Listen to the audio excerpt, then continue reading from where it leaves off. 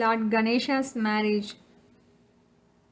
Soon after Ganesha was crowned as the chief of Ganas, the love and affection of the parents, Lord Shiva and Goddess Parvati towards their children, six-faced Lord Kumara and Lord Ganesha, increased to a great extent like the moon in the bright half of the month. After many days in the discussions, Shiva and Parvati thought that their two sons had reached marriage age and they should do the marriages in the best way. Thinking like that, they were worried and at the same time delighted because both Kartikeya and Ganesha were their beloved sons. Knowing the news, the sons showed eagerness to get married. Seeing the situation, the couple, the rulers of the world, Lord Shiva and Goddess Parvati were very much surprised. After thinking for a while, they came up with a plan for the same problem. They said, "Dear sons, both of you are good and equal in our eyes. There is no difference. Hence, a condition that is beneficial to both of you has been made. We will celebrate the auspicious marriage for the boy who comes here first after rounding the entire earth." On hearing their words, the powerful Kumara started immediately on his vehicle, the peacock bird. But the intellectual Ganesha stood there itself, thinking in his mind. He thought, "What shall be done? I cannot cross the earth. At best, it may be possible for me to go a distance of Krosa or 2 miles. I cannot go beyond it. What benefit I get after going round the earth?" Thinking like this, Ganesha turned to his father and mother. Later, he requested them to sit and begin his worship. In the worship, he walked all the way around his parents 7 times and bowed the same number of times.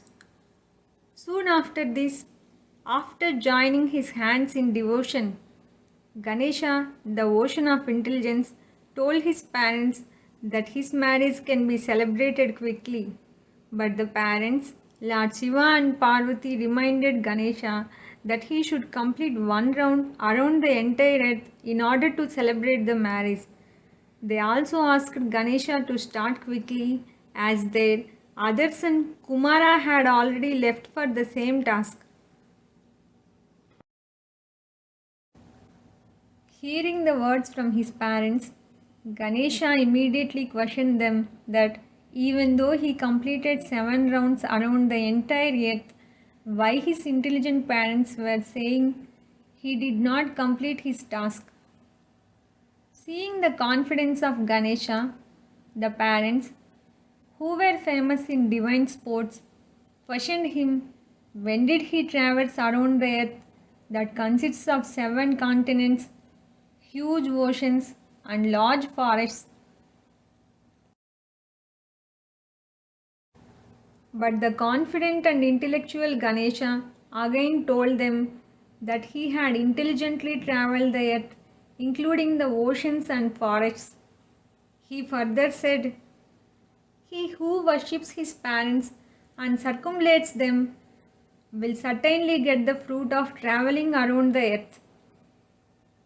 He who leaves his parents at home and goes on a pilgrimage ends the sin of their murder."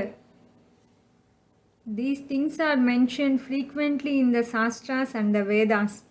Now, are they going to be falsified by you? If so, your own existence will become false. Even the Vedas will become false. There is no doubt about it. Let my auspicious marriage be celebrated quickly. Otherwise, let the Vedas and Shastras be declared false.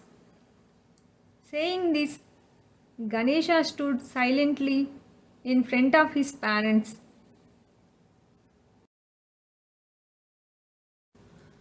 On hearing Ganesha's words, his parents, Parvati and Shiva, were surprised and felt very much happiness. They praised their son's intelligence and then spoke to him who had spoken the truth. O son, you are a supreme soul and your thoughts are pure.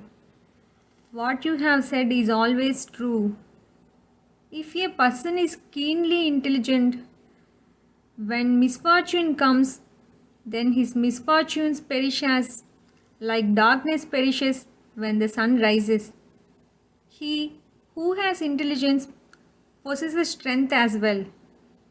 Whatever has been mentioned in the Vedas, Sastras, and Puranas for a boy, all that has been performed by you. What has been performed by you shall be done by anyone. We have honored it. It will not be altered now. After saying this to him, they decided to perform Ganesha's marriage. In the meantime, Prajapati Visvarupa became delighted and happy on knowing the intentions of Lord Shiva and Goddess Parvati. He had two daughters with divine features. They were famous as Siddhi and Buddhi. The Lord Shiva and Parvati happily performed the marriage of Ganesha with Visvarupa's daughters. The delighted gods attended the marriage as desired by Shiva and Parvati. The great architect Vishwakarma made all arrangements for the marriage. The sages and the gods were full of great joy.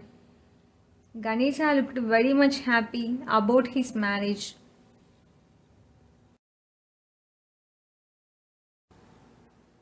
After some days, the noble Ganesha became father of two sons. The son Shema was born to Siddhi, the highly brilliant son Labha was born to Buddhi. While Ganesha was enjoying the happiness, the second son of Lord Shiva and Parvati, Lord Kartikeya, returned to Kailash after travelling around the earth.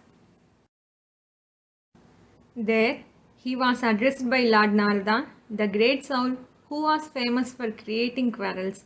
Lord Narada immediately said, I am speaking the truth. I am not operated by deception or rivalry. What has been done by your parents, Lord Shiva and Parvati, will not be done by any other person in the world. After sending you to travel around the earth, they have celebrated the auspicious marriage of Ganesha. Now, Ganesha has obtained two wives. They are the excellent daughters of Prajapati Visvarupa. He has two sons, Shema and Labha. They give happiness to everyone. Now, Ganesha is continuously enjoying happiness as conceived by your parents. The entire earth, consisting of oceans and forests, has been traversed by you due to the deceptive test. Oh dear, this is the result of your parents' test.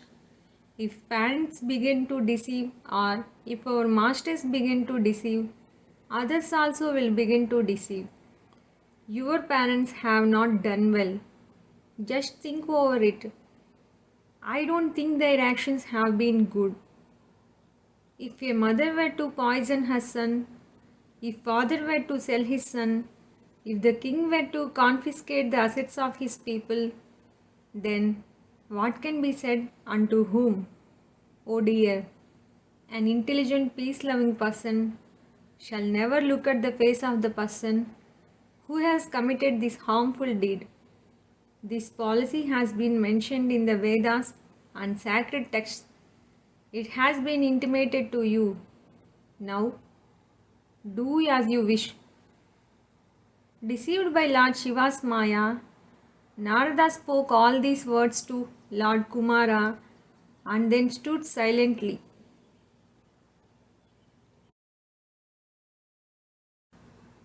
After bowing to his father, the angry Skanda started to the Krauncha mountain. Even though Lord Kumara was prevented by his parents, he went away saying no to their request. Even today, he is staying there, removing the sins of all by his vision. Ever since that day, the son of Shiva, Lord Kartikeya, remains a bachelor. His name gives auspiciousness, and it is famous in the three worlds. It dispels all sins, meritorious, and confess the holiness of celibacy. In the month of Kartika, the gods, the holy sages go there to see Lord Kumara. He who gets the vision of the Lord in the Kritika Nakshatra in the month of Kartika is relieved of all sins. He derives all desired fruits. Meanwhile, goddess Parvati became sad by the separation from her son, Lord Skanda. With a broken heart, she told her Lord to go to her son's place. Later, Lord Shiva went to that mountain partially for her happiness. He assumed the pleasing form of Jyotirlinga named Mallikarjuna. On knowing this information, Lord Kumara became unattached and was eager to go elsewhere. On being requested by the gods and sages, Lord Kumara stayed in a place 3 yojanas away from his father's place. On new moon days, Lord Shiva himself goes there to see his son. On full moon days, Goddess Parvati goes there to see her son.